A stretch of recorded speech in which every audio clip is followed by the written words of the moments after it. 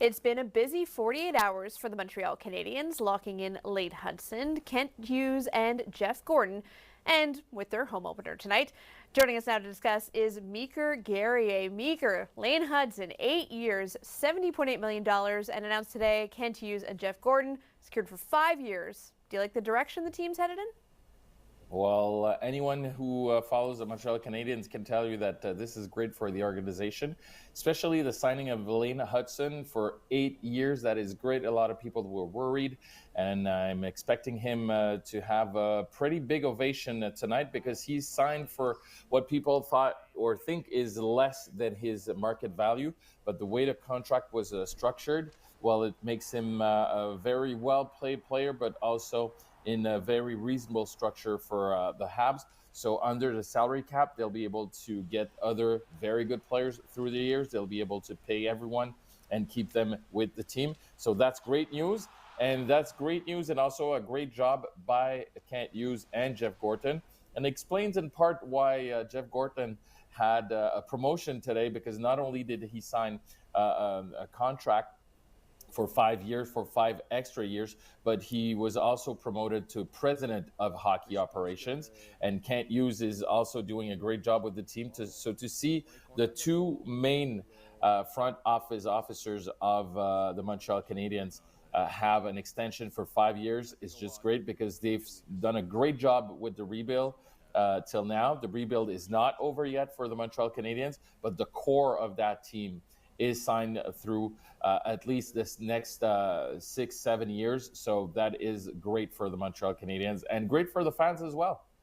Yeah, it's always good to have the Calder winner locked up. I mean, after starting on the road, Habs have their home opener tonight. What are you expecting from this season?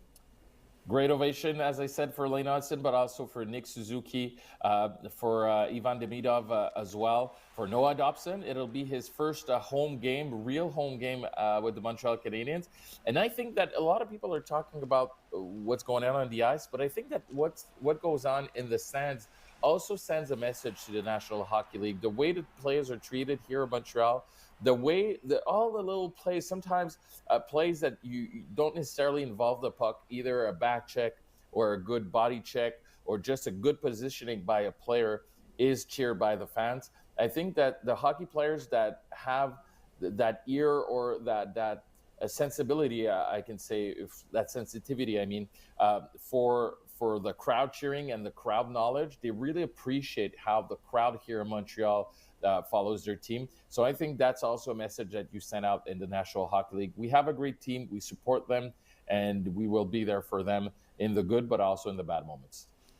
Well, that home opener against the Seattle Kraken, but I do want to ask about the other Seattle team, the Mariners, that are in the news. The Jays have hit a stumbling block against the Mariners. Do you think the Jays are the real deal this year? Unfortunately, I think it'll be very hard to come back from that 0-2 series right now. The reason being that the next 3 games starting tomorrow will be in Seattle. So the Mariners will have a chance to have the support of their fans, but they will also have a chance to either eliminate or put the Blue Jays in another very bad position.